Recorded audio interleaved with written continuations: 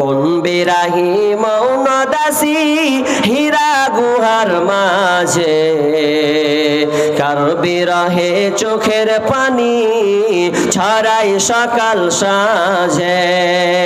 কোন বিরাহি মৌন দাসী হীরা গুহার মাঝে, কার বিরহে চোখের পানি ছড়াই সকাল সাঁঝে।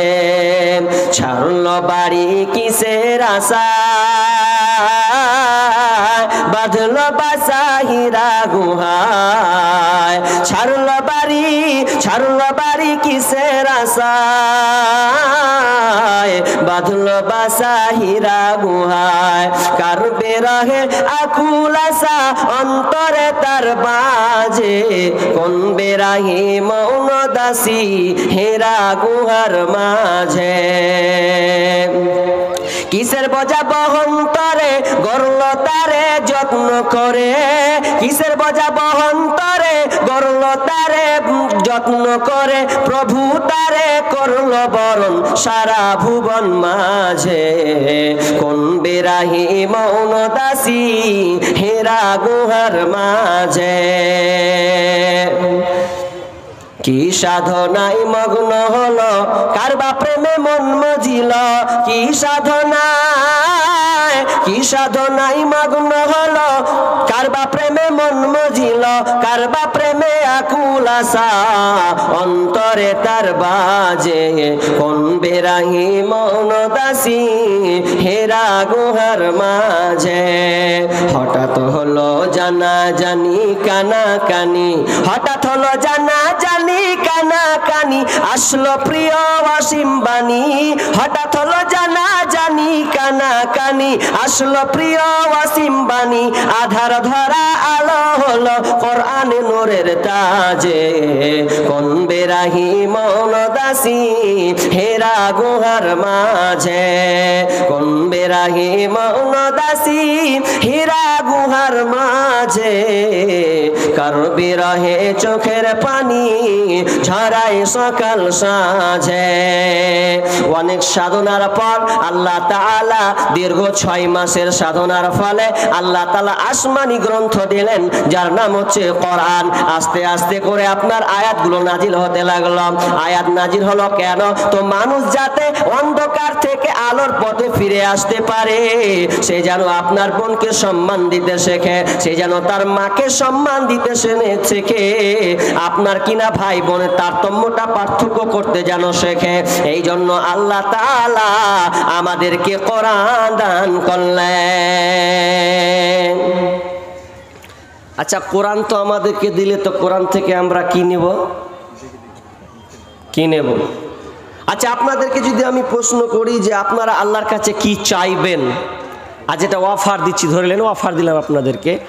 আজকের এই মুহূর্তে এমন একটা গুরুত্বপূর্ণ একটা বিষয় বা সময়, যে এই সময় যেটা চাইবেন ওটাই আল্লাহ কবুল করে নেবেন বা আল্লাহ ফেরত দিবেন না। তো আপনাদেরকে আমি প্রশ্ন করছি, বলেন এই সময়ে আপনি আল্লাহর কাছে কি চাইবেন? জি, হেদায়াত। মাশাআল্লাহ, একজন ভাই কিন্তু বাপজি আছে মনে হচ্ছে, যাই হোক দিয়েছেন একবারে। কি হেদায়त चाहिए सर्वप्रथम, कारण जिसको हेदायत मिली उसको सब कुछ मिली, जिसको हेदायत ना मिली उसको कुछ भी ना मिली। হেদায়াত এমন একটা দামি জিনিস যে হেদায়াত চাইলো সে সব কিছু পেয়ে গেল। হেদায়েতের মধ্যে সব কিছু লুকানো আছে। এখন যদি আপনি হেদায়েত ছাড়া এখন যদি পাগলামি করেন যে হেদায়েত কি নেবো, আল্লাহ 10 লাখ টাকা দরকার, ফেসে আছি, আল্লাহ ঋণে, ওটি দিলে খুব ভালো হয়, তাহলে আপনি 50 বছর জিন্দেগি করবেন, শেষ ভ্যানিশ। কিন্তু হেদায়েতটা আপনি যদি পেয়ে যান, আপনার ইহকাল সাকসেস, পরকাল দুটোই আপনার লাভবান হয়ে গেল। তাহলে আপনি যদি চান, তাহলে আপনাদেরকে কি চাইতে হবে? হেদায়েত চাইতে হবে। কিন্তু চাইতে গিয়ে আমরা অলসতা চাইতে পারি না। আবার হেদায়েত কিভাবে চাইবো? হেদায়েতটা আমরা কিভাবে চাইবো? কিন্তু আল্লাহ আমাদের শিখিয়ে দিয়েছেন, কিন্তু আমরা অবহেলা করছি যে হেদায়েত কি করে চাইতে হয় রে। তো রোজই চান আপনি, আমরা প্রত্যেকটা মানুষই চাই যারা আমরা নামাজ পড়ি। আমরা কি করবো, এটা কি করে ভরবোটা কিভাবে? আপনি রবারটা নিয়ে থাকেন, তাইলে তো হয়। সমস্ত ছাড়া না। এবার এত টিকা আমি কি করেই করবো? রবার্ট আছে এখানে, রবার্ট নিয়ে থাকবেন, রবার্ট, তাহলে সমস্যা হবে না। কি বলছিলাম যে হেদায়েতটা কিভাবে চাইবো? চাইবেন মানে প্রতিদিন আপনি ওই যে সূরাটা পড়েন, ইহদিনাস সিরাতাল মুস্তাকিম, পড়ি না আমরা? সূরা ফাতিহা কে কে জানেন? হাত তুলেন তো দেখি। মাশাআল্লাহ মাশাআল্লাহ, তার মানে আমরা সকলে জানি। কিন্তু ঝামেলা এক জায়গায় আছে যে নামাজটা তাড়াহুড়া করে ঠুকে আমরা পালিয়ে, হয় না এরকম? কিন্তু দামি ভান্ডার, আল্লাহ তাআলা হেদায়েতটা আমাদের দামি ভান্ডার দিয়েছেন, কিন্তু আমরা আসলে চাইতে গিয়ে অলসতা করি। তারাবির কথা তো বলিয়েন না, তারাবিতে কি হয়? আলহামদুলিল্লাহ আলামিন আরহামার রাহিম করে না, অথচ দামি মাল ওখানে লুকিয়ে আছে। আর যত স্পিডে পারে আপনি দেখবেন 4G 5G গিয়ারের কি হয়, তারাবি হয়।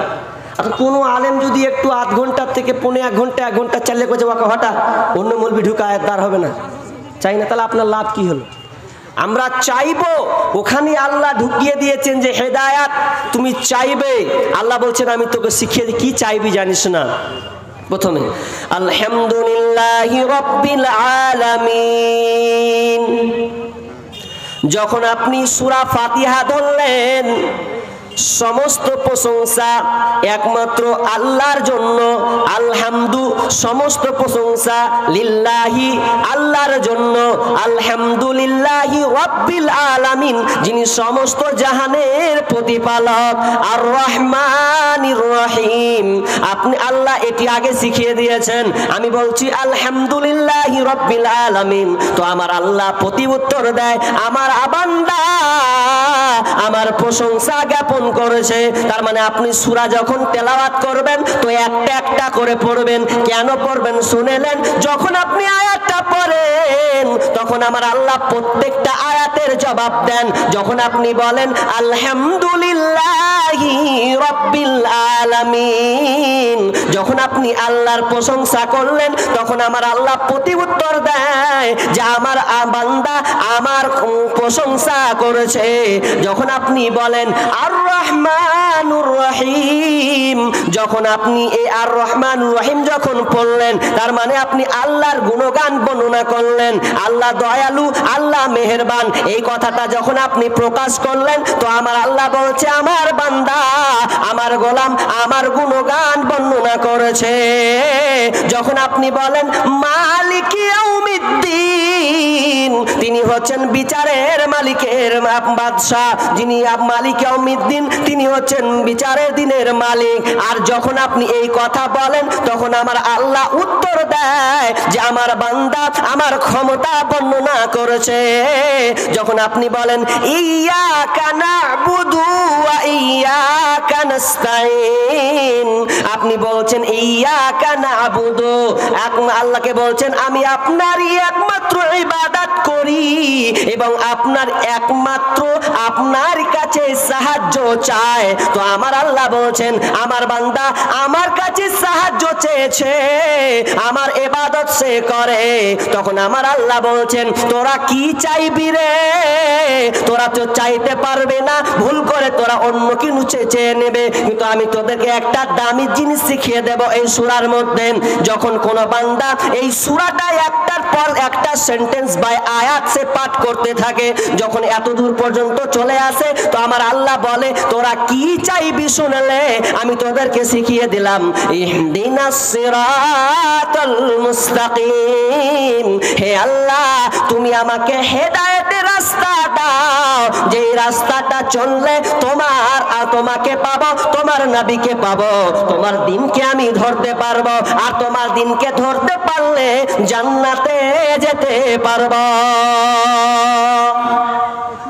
তাহলে সূরা ফাতিহা আপনাকে তাড়াহুড়া করা যাবে না, একটার পর একটা আপনাকে পড়তে হবে। কিন্তু আফসোস লাগে মসজিদে প্রতিদিন যাই কিন্তু সূরা ফাতিহাকে সন্তুষ্টভাবে একটু ধীরস্থিরভাবে এই সূরা পাঠ করতে পারি না। তাড়াতাড়ি মুরগি ঠোকার মতন ঠকি, আর তাড়াতাড়ি মানে মানুষ যেমন কথোপকথন ভাত ভাত করে বকে ওই রকম বকে চলে এলাম। তাহলে আপনি কি করে হেদায়েত পাবেন? জি না, অথচ দামি ভান্ডার ওখানেই লুকিয়ে আছে। এবার চলেন হেদায়াত কারা পাবে এ বলতে গিয়ে আমি আপনাকে চলে যাব হেদায়াতের মালিককে। সবাই বলুন তো হেদায়াতের মালিককে, জোরে বলা লাগবে, হেদায়াতের মালিককে। তাহলে কার কাছে চাইতে হবে? আল্লাহর কাছে চাইতে হবে, কোনো ব্যক্তির কাছে নয়। তো আল্লাহ যদি হেদায়েত দিতে পারবে তো কোরআনের দেওয়ার কি দরকার ছিল? সরাসরি নবী কি আসার দরকার ছিল?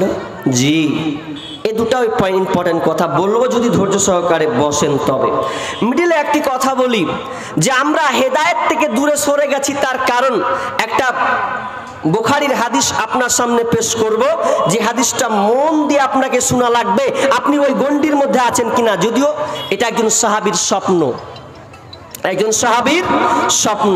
কেমন স্বপ্ন দেখেন, আল্লাহর নবী যখন ফজরের সালাত কমপ্লিট করতেন, সালাম ফিরানোর পরেই কেবলামুখী হয়ে মুসল্লির দিকে বসতেন এবং তিনি বলতেন কি জানেন, যে এ সাহাবীরা তোমরা কি কেউ স্বপ্ন দেখেছো? আবার যে দেখতো সে বলতো, আর কেউ যদি না বলতো আল্লাহর নবী বলতো আমি আজকে স্বপ্ন দেখেছি। আশ্চর্য স্বপ্ন। এই স্বপ্নের ব্যাপারে আপনি অনেক ঘটনা শুনেছেন। তো একজন সাহাবী কি বলছেন জানেন, যে আল্লাহ রাসূল আমি আজকে স্বপ্ন দেখেছি, কিন্তু স্বপ্নটা দেখেছি ঠিক কিন্তু ব্যাখ্যা বুঝতে পারি না। এতটি জিনিস দেখলাম তো এর মানে একটাও বুঝতে পারলাম না, তো আপনি যদি একটু বলে দিতেন তাহলে খুব ভালো হতো। তো বলো, আমি স্বপ্নের ব্যাখ্যা তাবির করার জন্যই তো তোমাদের জিজ্ঞাসা করলাম, তো কি স্বপ্ন দেখেছো তোমরা? এবার সাহাবীটি শুরু করে দিলেন, ইয়া রাসূলুল্লাহ যখন আমি ঘুমিয়ে গেলাম, ঘুমিয়ে যাওয়ার সময় হঠাৎ করে আশ্চর্য একটা স্বপ্ন দেখতে পেলাম, যেই স্বপ্নটার ব্যাখ্যা আমি এখনো বুঝতে পারি নাই। তো স্বপ্নটা হচ্ছে এইরকম, যখন আমি ঘুমিয়ে গেছি, ঘুমিয়ে থাকতে থাকতে হঠাৎ করে আমি দেখতে পেলাম আসমানটা কালো বর্ণের হয়ে গেছে, আকাশটা যেন মেঘাচ্ছন্ন হয়ে গেছে, এমন মেঘাচ্ছন্ন মনে হয় ঝমঝম করে বৃষ্টি হবে, এমন বৃষ্টি হবে যেই বৃষ্টিটা আমি থাকাতে লাগলাম।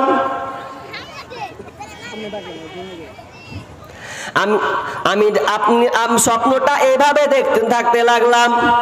এই পিছনের লোকগুলা, ভাই আপনারা মেহেরবানি করে একটু বসেন, দাঁড়িয়ে কষ্ট করে থাকেন কেন ভাই? আমাকে খুব কিন্তু আফসোস লাগে, খুবই আফসোস লাগে। ট্রেনে যখন চাপে তখন খুঁজাখুঁজি করে কোন সিটটা পাবো তা বসবো, মানে চাপে চুপে হটবে হটলি ভাই একটু জায়গা দিলি, মানে দাঁড়িয়ে থাকবে না ঘন্টা, আর 1 ঘন্টা 2 ঘন্টা এখন দাঁড়িয়ে গেছে। ট্রেনে কত যে আসলাম আর গেলাম, তো একটু জায়গার লেগে বসেছে, কে ফের ব্যাগ দাঁড়াতে পারে না, তো ব্যাগের তলে বসে গেল। লোকাল ট্রেনে তো দেখেছেন কত হুড়াহুড়ি, মাঝখানে সুতা গেল চিটপাটা হয়ে, কে 2 ঘন্টা দাঁড়িয়ে থাকবে? অথচ সুন্দর ব্যবস্থা করেছে, উল্টা চলছে, যে যুগটাই উল্টা, বসার ব্যবস্থা করেছে, দাঁড়িয়ে থাকছে। আজীব ব্যাপার। কি বলছিলাম, ওই সাহাবীটা বলছে আমি সম্পূর্ণ ঘুমিয়ে গেছি, স্বপ্নে আশ্চর্য স্বপ্ন দেখলাম। আমি দেখলাম আকাশটা মেঘাচ্ছন্ন হয়ে গেছে, কালো বর্ণের হয়ে গেছে। এবার আমি মনে করলাম বৃষ্টি হবে, মেঘ হবে, পানি পড়বে, কিন্তু আমি দেখতে পেলাম আকাশটা যখন মেঘাচ্ছন্ন হয়ে গেল, আকাশ থেকে আপনার কিনা পানি পড়ে নাই, দুধ পড়ে না, শরবত পড়ে না।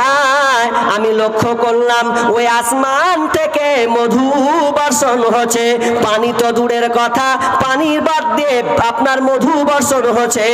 এর মিডিলে আপনি দেখতে পেলাম যে অনেক লোককে দেখতে পেলাম, যে আমি 3 ধরনের লোককে দেখতে পেলাম। এক ধরনের লোক দৌড়িয়ে আসলো, দৌড়িয়ে এসে তারা ওই মধুটাকে আপনার খেতে শুরু করেছে, আপনার এমন ভাবে খেতে শুরু করেছে পূর্ণ পেট ভরে লোকটা অনেক লোক খেয়ে ফেললো। আমি আর একটা দৃশ্য দেখতে পেলাম, কিছু লোক আস্তে আস্তে ঠুকঠাক টুকটুক টুকটুক করে খাচ্ছে, পূর্ণ পেটটার ভরলো না। আমি আর একটা লোককে, আর একটা দলকে দেখতে পেলাম, তারা কিনা একটুও চিখলো না, হাত তো দূরের কথা, আপনার কিনা এক ফোঁটাও তারা চিখলো না, ফ্যাল ফ্যাল করে তাকিয়ে তারা রইল। বিশ্বনবী, দয়ার নবী গো, এরপরে আমি আপনার কিনা একটা রশি দেখতে পেলাম, আসমান থেকে একটা রশি ঝুলছে, আর ওই রশিটার মধ্যে শুনলাম দাও। প্রথম লোকটাকে আমি দেখতে পেলাম, তো লোকটা আপনার কিনা দড়িটা ধরে আসমানের উপরে চলে গেল। আর একটা লোককে দেখলাম, ওই লোকটা ওই দড়িটা ধরে আসমানের উপরে চলে গেল। 3 নম্বর লোকটাকে দেখতে পেলাম, ওই লোকটা দড়ি ধরে উঠতে যাবে কি, তো যেমন উঠতে যাওয়া তো দড়িটা ছিঁড়ে গেল। লোকটা খুব বড় শক্তিশালী মজবুত ছিল। ও দয়ার নবী গো, তো লোকটা কি করলো, ওই দড়িটাকে গিরা দিয়ে আপনার কিনা গিরা দিয়ে লোকটা আসমানে আকাশে উঠে গেল। তো যেমনই এই 3টা লোক উঠলো, তো তার সাথে সাথে আমার ঘুম ভেঙে গেল। ব্যাখ্যা কি হবে, কি ব্যাখ্যা এটার? এবার আল্লাহ রাসূল তো এবার উত্তর দিবেন যে হ্যাঁ তোমার ব্যাখ্যাটা কি। তা আবু বকর বলছে, মনে মনে বলছে উত্তরটা আমি দিই। তো আবু বকর আগিয়ে চলে আসছে, তো বলছে ইয়া রাসূলুল্লাহ, বলছিলাম কি যে স্বপ্নের ব্যাখ্যাটা একটু আমি করলে হয় না? যদি ভুল হয় তো আপনি বলবেন, আপনি একজন নবী। আমার মন চাহাত, আমার ইচ্ছা হচ্ছে আমি বলবো স্বপ্নের ব্যাখ্যাটা আমি করি। তো মানুষ দেখবেন যখন বলার ইচ্ছা হয়, যে এতটি লোকের মধ্যে যখন বলার ইচ্ছা হয়, তখন যদি খুব বলার ইচ্ছা হয় যে আমি এই কথাটা বলবো আজকে মিছিলের মাধ্যমে, মিটিংয়ের মাধ্যমে, তো লোকটা চুলমুলু করে না, এরকম আমাকে যদি বলতে দেয় আমাকে এরকম অনেক সময় মানুষ করে না যে আমি বলি এরকম। তো আবু বকরও এরকম করছে যে আল্লাহ রাসূল আমাকে দেন না, আমি স্বপ্নের ব্যাখ্যাটা করি। ভুল হলে আপনি বলবেন। এবার আল্লাহ রাসূল বললেন, আবু বকর ঠিক আছে, তুমি শোনাও স্বপ্নের ব্যাখ্যাটা কি, তুমি স্বপ্নের ব্যাখ্যা বুঝতে পেরেছো, এই জনগণকে তুমি শুনিয়ে দাও। এবার আবু বকর শুরু করলেন, এ ভাইয়া তুমি যে ঘুমিয়ে গেছিলে, ঘুমিয়ে যাওয়ার সময় যে এই দৃশ্য দেখেছিলে, শোনো। প্রথম দৃশ্য তুমি দেখেছিলে যে আসমানটা কালো বর্ণের হয়ে গেছে, আকাশটা মেঘাচ্ছন্ন হয়ে গেছে। আর ওটা কোনো মেঘাচ্ছন্ন নয়, ওটা কোনো মেঘ নয়, ওটা হচ্ছে একটা ইসলামের সুশীতল ছায়া। ওটা কোনো মেঘের দৃশ্য নয়, ওটা হচ্ছে ইসলামের সুশীতল ছায়া। প্রথম নম্বর তুমি যে দেখেছো। দ্বিতীয় নম্বরে যেটা দেখেছো সেটা হচ্ছে কি, যে ওই আসমান থেকে, যেটা আসমান বলে তুমি বৃষ্টি বর্ষণ হবে বলে তুমি অপেক্ষমান, কিন্তু ওটা বৃষ্টি নয়, ওই আসমান সুশীতল ছায়া থেকে মধু বর্ষণ হয়েছে, কিন্তু ওটা কোনো মধু নয়, ওটা হচ্ছে আপনার কিনা কোরআন নাজিল হচ্ছে। ভাইরা তুমি দেখলে গোটা কোরআন নাজিল হচ্ছে। তারপরে তুমি দেখেছিল ভাইয়া যেটা তিন ভাগের বিভক্ত লোক তুমি দেখেছো। প্রথম একটা দল, তারা আপনার দড়িয়ে গিয়ে তারা খেতে লাগলো। তার মানে ওটা মধু খায় না, তারা কোরআনকে দিলের মধ্যে ঢুকিয়ে নিয়েছে। তার মানে যারা পূর্ণ কোরআনকে আপনার কিনা পেট ভরে খেয়ে নিয়েছে, পেট ভরে তারা খেয়েছে, তারা কে শুনে নাও, তারা হচ্ছে কোরআনের হাফিজ, কোরআনের হাফিজা। তার মানে দুনিয়াতে তারা পূর্ণ কোরআন 30 পারাকে বুকের সিনার মধ্যে ঢুকিয়ে নেবে। এরপরে তুমি কিছু লোককে দেখেছিলে, যেই লোকগুলো আপনার কিনা সম্পূর্ণ খেতে পারে নাই, আংশিক তারা খেয়েছিল। তো ওটা আংশিক বলতে দুনিয়াতে তারা কেউ সূরা আপনার কিনা ফাতিহা মুখস্থ করবে, সূরা নাস মুখস্থ করবে, সূরা ফালাক মুখস্থ করবে। তার মানে ছোট্ট ছোট্ট সূরাগুলোকে মুখস্থ সে করবে, মানে যতটুকু খেয়েছে অতটুকুই সে ধরেছে। এবার 3 নম্বরে তুমি দেখেছো ভাইয়া, 3 নম্বরটা হচ্ছে এক প্রকার লোক, তারা দাঁড়িয়ে আছে, তারা খেলো না, পান করলো না, ওরা নীরবতা পালন করলো, ওখানেই দাঁড়িয়ে থাকলো। তার মানে ওরা কোরআনকে বুকে নিতে পারবে না, তার মানে ওরা হেদায়েতের নূর রাস্তা তারা নিতে পারলো না। এবার ভাইয়া শুনে নাও, তুমি যখন শেষবারে দেখেছিল একটা দড়ি ঝুলছে, ওটা কোনো দড়ি নয়, ওটা তুমি দড়ি ভেবেছো, আসলে ওটা দড়ি নয়। তো ওটা কি, ওটা হচ্ছে আপনার কিনা ইহদিনাস সিরাতাল মুস্তাকিম, ওটা হচ্ছে একটা সোজা পথ, সোজা রাস্তা। ওই রাস্তাতে সর্বপ্রথম যেই ব্যক্তিকে তুমি দেখেছিলে, ওটা কোনো যেমন তেমন লোক নয়, ওই লোকটা, ওই ব্যক্তিটা হচ্ছে বিশ্বনবী জনাবে মুহাম্মদুর রাসূলুল্লাহ, বলুন সাল্লাল্লাহু আলাইহি ওয়াসাল্লাম চলে গেছেন।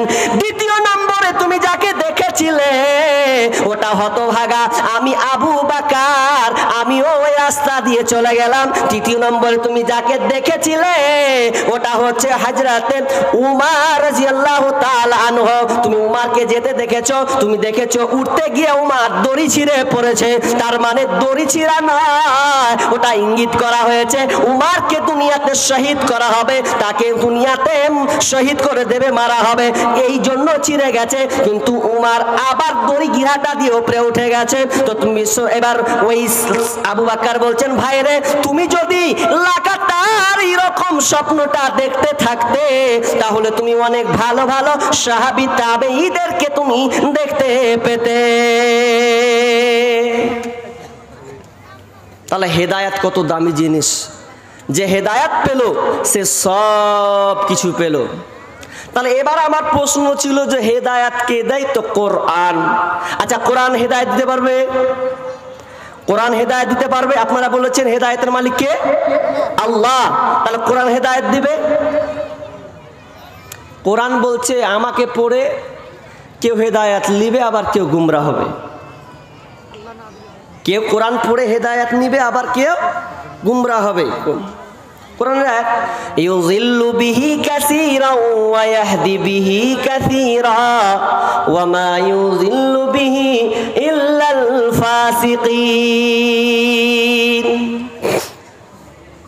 আমাকে পড়ে কেউ পথ পাবে, আবার আমাকে পড়ে কেউ গুমরাহি হবে।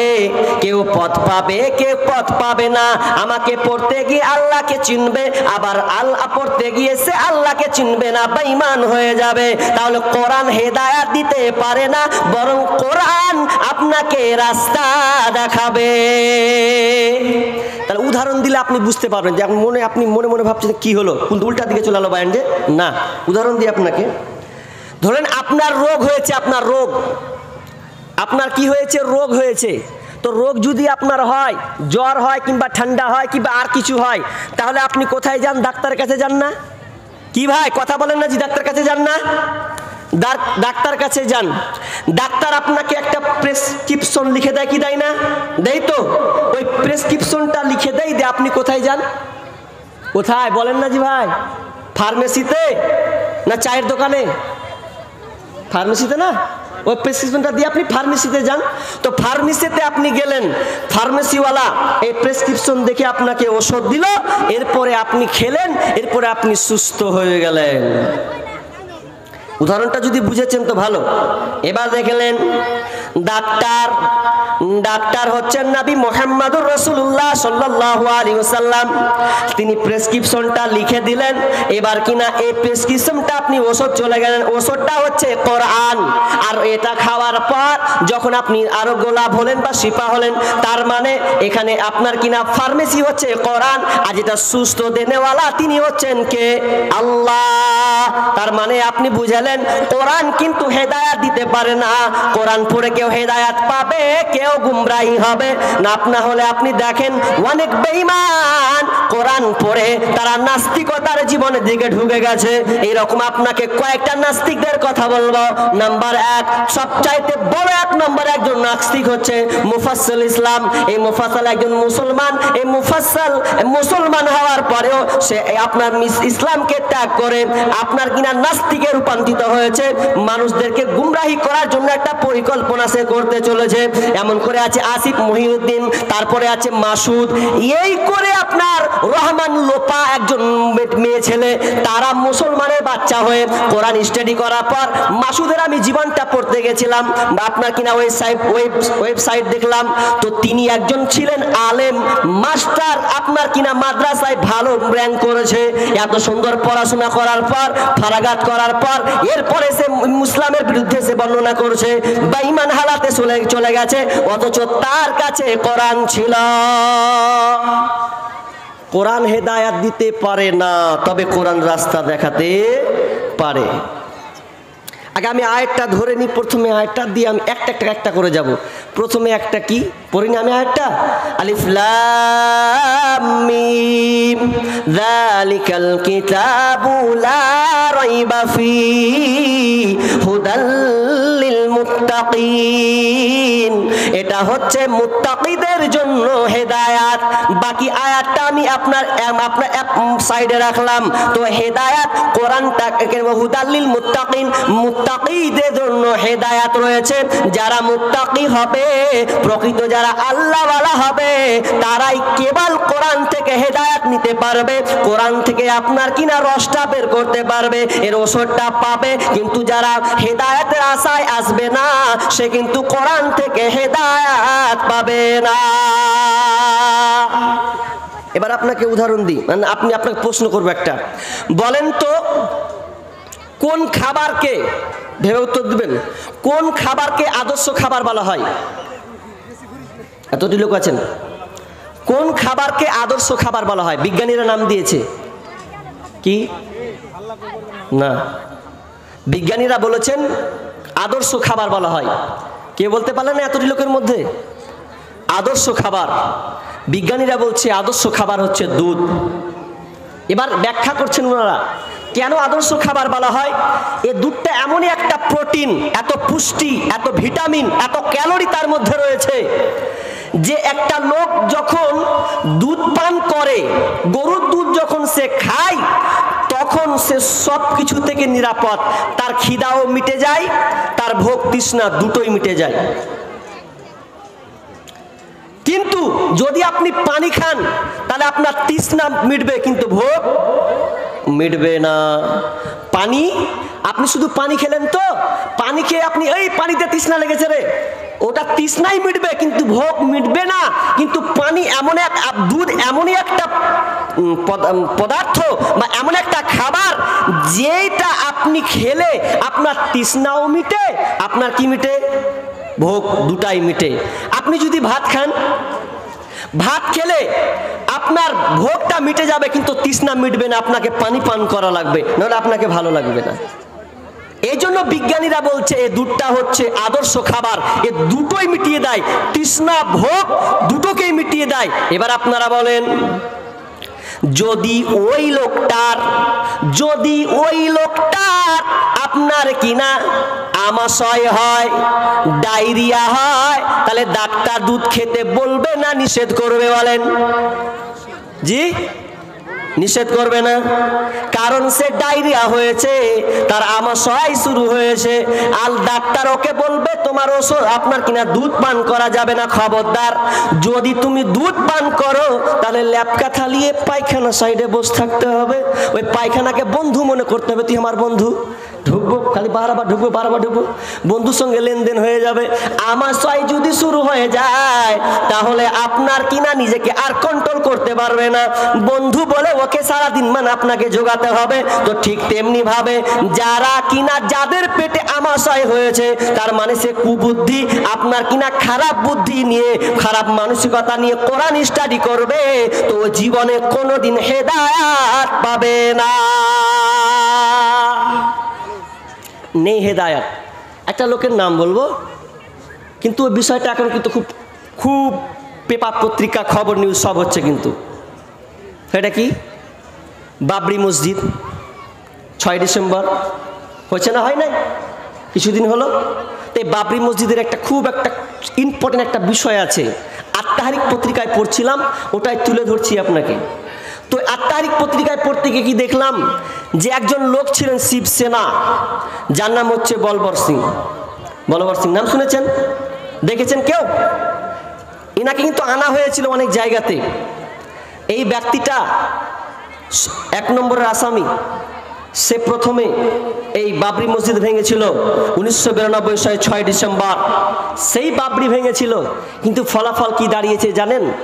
যখন সে এই শিবসেনা আরএসএস বজরঙ্গ দল তাদের সঙ্গে মিশে গিয়ে সেই বাবরি মসজিদকে ভেঙে দিয়েছিল, সে 1992 সনের দৃশ্য আপনি এখনো পাবেন। তারা আমাদের এই ভিটে মাটি, তারা আমাদের এই সম্পদকে ছিনিয়ে নিয়েছে, ভেঙে খান করে দিয়েছে, এই দৃশ্য আপনি এখনো পাবেন। তার মধ্যে একজন ব্যক্তির নাম হচ্ছে বলবর সিং। এই বলবর সিং যিনি নিজের হাতে ভেঙেছেন, তিনি বলছেন আমি উপরে উঠে ভেঙেছি। এই লোকটা হেদায়েত পেয়ে নিয়েছে গো, হেদায়েত পেয়েছে, ও ইসলামের সুশীতল ছায়া পেয়েছে। কিভাবে পেয়েছেন জানেন? তো যখন আমি আত্মাহারিক পত্রিকা পড়ছি, ঘটনাটা তুলে ধরেছেন ওখানে, যে যখন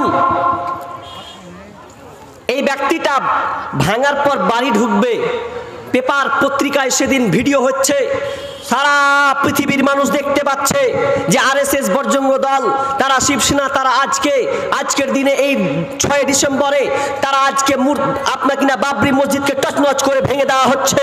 এই দৃশ্য সবাই দেখছে, এমনকি ওই বলবন্ত সিং এর মা আব্বাও ঘরে বসে টিভিতে দেখতে পাচ্ছে যে আমার সন্তান ওপরে চেপে ওই মসজিদকে ভাঙছে। বাপের খুব ব্যথা, বেটা তুমি কি করলে, এটা কেন করতে গেলে তুমি? যেমনই করা, এবার বাড়ি ঢুকেছে। বাড়ি ঢুকার পর মা বাপ বলছে, খবরদার এই বেঈমান বেটাকে ঘরে ঢুকতে দিবি না, ঘরে ঢুকতে দেওয়া হবে না। কেন? তোমাকে কে বলেছে ওই মসজিদ ভাঙতে? কি দরকার ছিল তোমার মসজিদ ভাঙা? বাড়ি আসছে, বাড়ি ঢুকতে দেওয়া হয় না।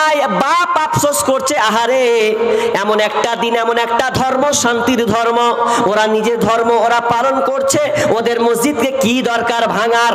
বাপ আফসোস করছে ঘরে বসে, মা আব্বা দুজনেই ভেঙে পড়েছে, আহারে আমার বেটা এই কাজটা কি করলো। এবার ঘর থেকে বলছে, মা তুমি আমাকে কি ঘরে ঢুকতে দেবে না?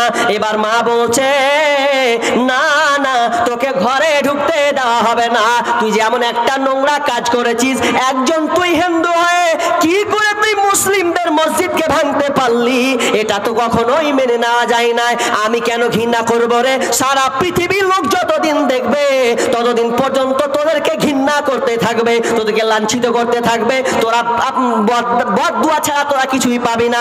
আর আমার সন্তান হয়ে তুই কি করে এই বাবরি মসজিদের গায়ে হাত দিলি বল? তো খবরদার, না না, তোকে বাড়তে ঢুকে দেওয়া হবে না। এবার আপনার কিনা বলবন্ত সিং বলছেন, মা আপনি তো আমাকে ঘরে ঢুকতে দেন, আমি তো আপনার সন্তান, আপনি কি আমাকে ঘরে ঢুকতে দেবেন না? মা বলছে, আর আমি তোকে সন্তান হিসাবে গণ্য করতে পারি না, আমি তোকে সন্তান হিসাবে ডাকতে পারি না, কারণ তুই আমার সন্তান হতে পারিস না, কারণ তুই যে নোংরা কাজটা করেছিস এজন্য আমি আমার ঘরে তোকে ঢুকতে দেব না, যা তুই কোথাও চলে যা।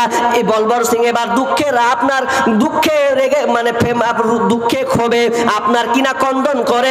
মা শেষবারে বললে, মা তাহলে আমি চলে গেলাম, আর এই বাড়ি আমি ঢুকবো না। এই বলে ওই লোকটা, ওই বলবন্ত সিংটা বাড়ি থেকে বের হয়ে চলে গেলেন। আর এইদিকে বাবা সঙ্গে সঙ্গে আপনার হার্ট অ্যাটাক করে মারা গেলেন, তিনি চলে গেলেন। তো দেখেন শেষ পর্যন্ত আল্লাহ তাআলা ওর মধ্যে নূর ঢুকিয়ে দিলেন। ভাবতে লাগলেন, কেন আমি মসজিদ ভাঙতে গেলাম, মসজিদে কেন হাত দিতে গেলাম, কার পাল্লায় পড়লাম? এই করে তিনি ইসলামকে স্টাডি করতে শুরু করলেন, যে ইসলাম কি বলে এটা আমাকে জানাই লাগবে। এই জন্য বলবন্ত সিং তিনি কোরআন স্টাডি করলেন। কোরআন একজন আলেম, বিখ্যাত আলেমের কাছে গেলেন, যাওয়ার পর তার কাছে দিন শিক্ষা চর্চা করে তিনি ইসলাম গ্রহণ করলেন।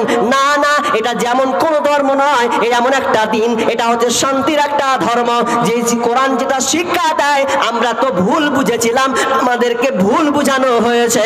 তখন তিনি ইসলাম গ্রহণ করেছিলেন এবং তিনি বলেছিলেন যে আমি 100টা মসজিদ বানিয়ে দেব, 100টা মসজিদ বানিয়ে দেব, কিন্তু সম্পূর্ণ পূর্ণ হয় নাই। তিনি আর কয়েকটা মসজিদ বাকি হওয়ার আগে তিনি মারা যান। ভাড়া বাড়িতেই, হায়দ্রাবাদ না কোন একটা জায়গা, ওই জায়গায় তিনি মারা যান।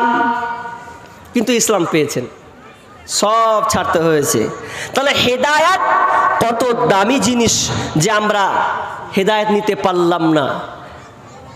যে হেদায়েত পেল তে সব কিছু পেয়ে গেল, কিন্তু আফসোস, তাহলে কোরআন হেদায়েত দিতে পারে না, কিন্তু কোরআন থেকে আপনাকে হেদায়েত নিতে হবে। তো একজন বলছে, আল্লাহ যদি হেদায়েত দেয় তো আমার কি ক্ষতি? একটা লোক প্রশ্ন করছে যে আল্লাহর হেদায়েত তো আল্লাহর হাতে, যদি আল্লাহ হেদায়েত দেয় তাহলে আমার কেন দুর্নাম লাগবে? আমি মদ পান করছি, বিড়ি খাচ্ছি, সিগারেট খাচ্ছি, মারপিট করছি, তা আমার কিসের দোষ? আল্লাহ তো আমাকে হেদায়েত দেয় না, হেদায়েত মালিক আল্লাহ আমাকে হেদায়েত দেবে। বাহ, যুক্তি কিন্তু খুব সুন্দর। হেদায়েত মালিক তো আল্লাহ, তো আমাকে আল্লাহ দিলে না আমি হেদায়েত পাবো? একটা আলেমকে তখন ধরেছে, জুত করে ধরেছে। তো আলেম বলছে, ব্যাপারটা খারাপ রে, চাও খেতে দিবি না তুই? চায়ের দোকানে বসেও চা খাবে কি তার আগে প্রশ্ন মেরে দিছে। মানে কি করে? ও একটা আলেম চা খাচ্ছে আর ও বিড়ি টানছে ঠুং করে, তোকে বলছে আল্লাহ এরাকে যে কখন হেদায়েত দিবে। তা লোকটা চাটাম করে করছে হেদায়েত দিবে মানে দেয় না, তা আমার দোষ নাকি আল্লাহর দোষ? যেমন প্রশ্ন উত্তর দিচ্ছে, বাহ মানে এবার ক্যাত করে দিয়েছে মৌলানাকে। মৌলানা তো বলছে ভেজালা পড়ে গেল, বলছে মৌলানা তাহলে আপনি আমার কাছে বুঝিয়ে দেন যে হেদায়েতের মালিক যদি আল্লাহই দিবে তা আমার দোষটা কোথায় আছে, আমাকে বুঝিয়ে দেন। তখন বলছে আচ্ছা তোমার প্রশ্ন ঠিক আছে, উত্তরটা লিবা দেন, উত্তরটা দেন। কি উত্তর? বলছে বাচ্চা দুধ কার কাছে পায়? জি মায়ের কাছে না? মায়ের কাছে পায় তো। মা সন্তানকে দুধ পান করায়।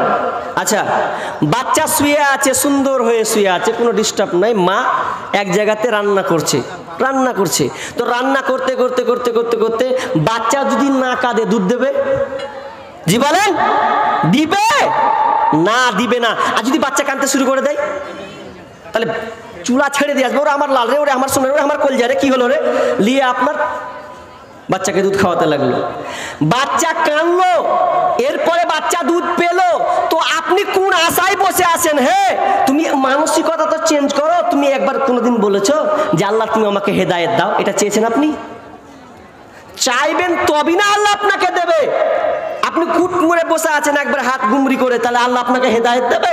হেদায়েত দিবে না। আপনাকে চাইতে হবে তবে আপনি হেদায়েত পাবেন। তো না চেয়ে আপনি হেদায়েত, বাচ্চা যেমন না কাঁদলে মা দুধ দেয় না, ঠিক তেমনি ভাবে আপনি যদি হেদায়েত না চান, এই পথ আপনি জানছেন যেটা নোংরা পথ, আপনি যাচ্ছেন যেটা খারাপ, এটা অন্যায়, আপনি তো নিজেই বুঝতে পারছেন, তো আপনাকে সরতে হবে না, এরপরে আপনাকে আল্লাহকে চাইতে হবে, তবে আপনি হেদায়েত পাবেন। তাহলে কোরআন হেদায়েত দিতে পারে না, কোরআন হেদায়েত দেয় না, বরং কোরআন আপনাকে হেদায়েতের রাস্তা দেখাবে। কোরআন থেকে কেউ হেদায়েত পাবে, কেউ আবার গোমরাহি হবে। এবার আপনাকে কিছু যুক্তি কথা, কিছু মারেফাতি তথ্য দিব এখানে, সবাই হ্যাঁ হু দিবেন। আচ্ছা বলেন তো, কথা বলবেন, কোরআন কয় পারা? জোরে বলেন না জি ভাই।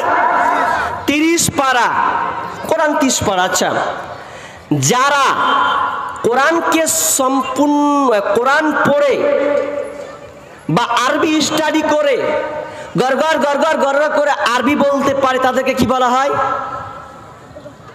জি আলেম। কি বলা হয়? কথা বলেন, কি বলা হয়? আরে সহযোগিতা করছি রে ভাই, আলেম। আচ্ছা যে কোরআন, এটা একটা গেল। দ্বিতীয়, কোরআনকে পূর্ণ 30 পারা কোরআনকে বুকে ভরে নিয়েছে, একে কি বলা হবে? জি হাফেজ। আরে এতটি লোক কথা বলতে পারে না গো, আপনি এগুলো পিছিয়ে আছেন। নাম্বার 3, যে কোরআনকে শুদ্ধ করে পড়তে পারে, কিরাত করতে পারে, ওকে কি বলা হয়? কারি। এখানে তো গভীর তত্ত্ব কথা আছে, ওই জন্য আপনাকে কথা বলাচ্ছি, আপনি অ্যাট্রাকশন হন। 3টা কথা এবার বলেন। যে গড়গড় করে কোরআন শুদ্ধ করে পড়তে পারে, ভালো করে বুঝবেন, কোরআন গড়গড় করে শুদ্ধ করে পড়তে পারে কিন্তু মুখস্থ নেই, আরবি বলতে পারে না, কিন্তু ওকে কি বলা হবে? কারি নয়? কারি তো। যে কোরআন শুদ্ধ করতে পড়তে পারে ও কি বলা হবে? কারি।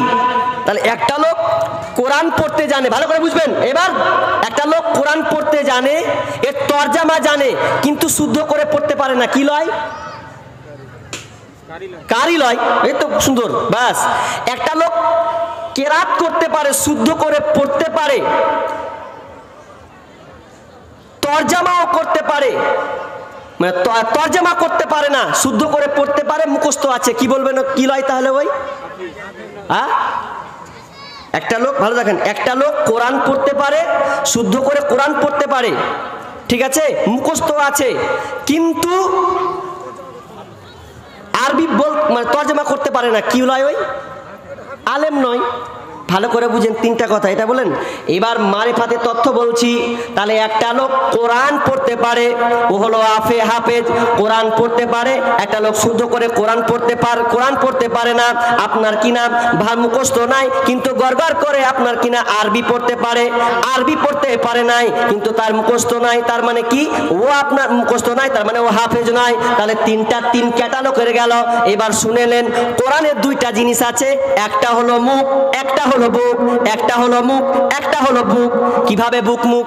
বুকের সঙ্গে কোনোদিন মুখের মিল থাকে?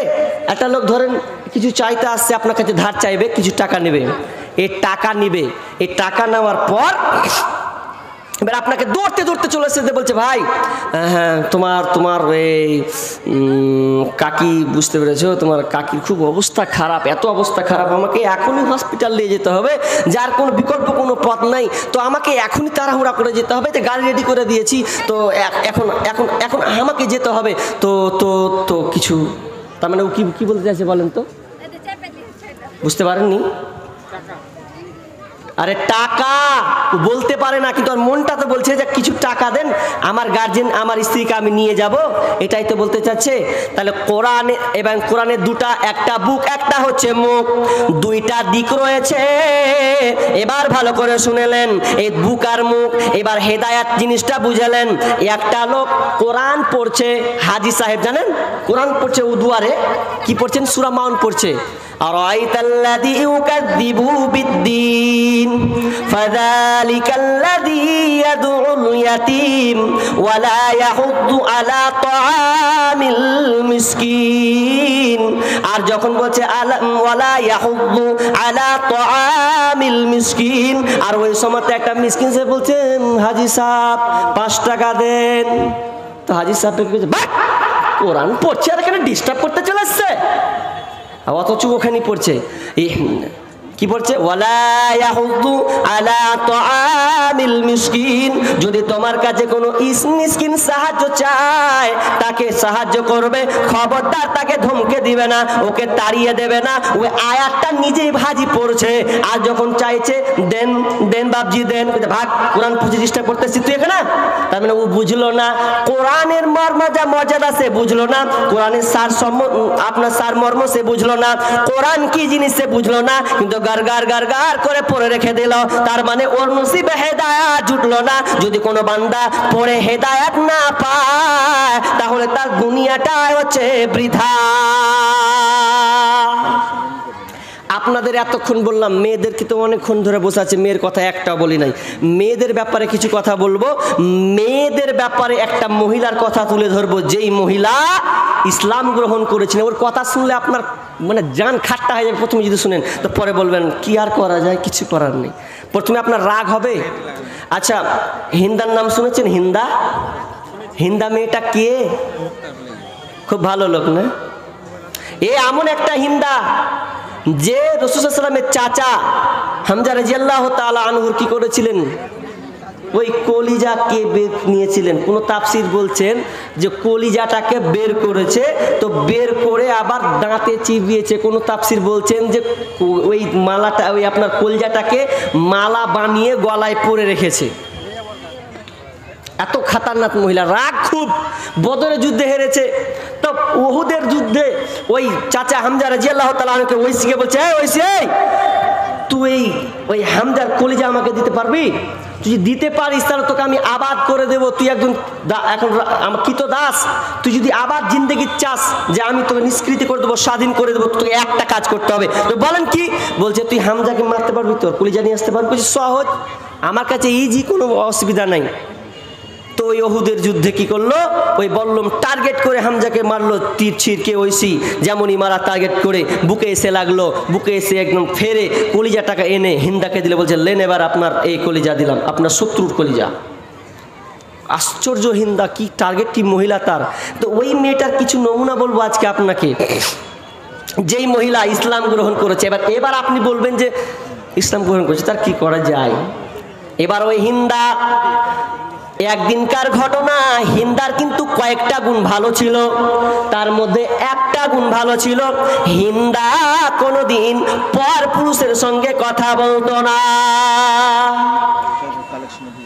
জি আচ্ছা আচ্ছা, তো আমাকে 10টা অবধি চালাতে বলেছে, তো 1 ঘন্টা আদায় করে যাবো, 8 ঘন্টা করলে তো যথেষ্ট। হ্যাঁ, 8 ঘন্টা তো ইনশাআল্লাহ ধৈর্য ধরেন। আমাকে যখন বলেছেন 10টা টাইম দিয়ে নিয়ে আমাকে, হ্যাঁ এখন 9টা বাজছে, ইনশাআল্লাহ দর্শক আছে, শ্রোতা পালাই না, ইনশাআল্লাহ ঠিক করে অসুবিধা নেই। তো হিন্দা কি করেছেন, হিন্দার কিন্তু 2টা কোয়ালিটি ভালো ছিল। একটা ভালো কি জানেন, একটা ভালো কি ভালো, যে ও কোনোদিন পর পুরুষের সঙ্গে ভালোভাবে কথা বলতো না।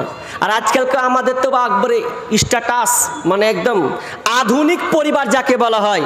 কেমন আধুনিক পরিবার, আপনার মেয়ে মাধ্যমিক পাস, 11 পাস, কলেজ পাস, ও বাড়ি থেকে এসেছে, কলেজ থেকে এসেছে, আর এদিকে স্বামী স্ত্রী কথা বলছে, খুব মধুর কথা, আর এদিকে এসে একটা ছেলে এসে ভ্রম ভ্রম ভ্রম ভ্রম বাইক এসে খাড়া হলো, বলছে খাদিজা। কে গো বাবা? বলছে আমি অমুক ছেলে, আপনার মেয়ের আমি একসাথে পড়ি, বয়ফ্রেন্ড। বলছে ও বয়ফ্রেন্ড, তাহলে যাও খাদিজাকে ডাকো, নিয়ে যাও। আজকালকার অবস্থা আধুনিক পরিবার, বাপ মা বলছে খাদিজা তোর বন্ধু এসে, যা যা এবার চেপে চলে যা কলেজে, তুই আওয়ারা জিন্দেগি চলছে। আর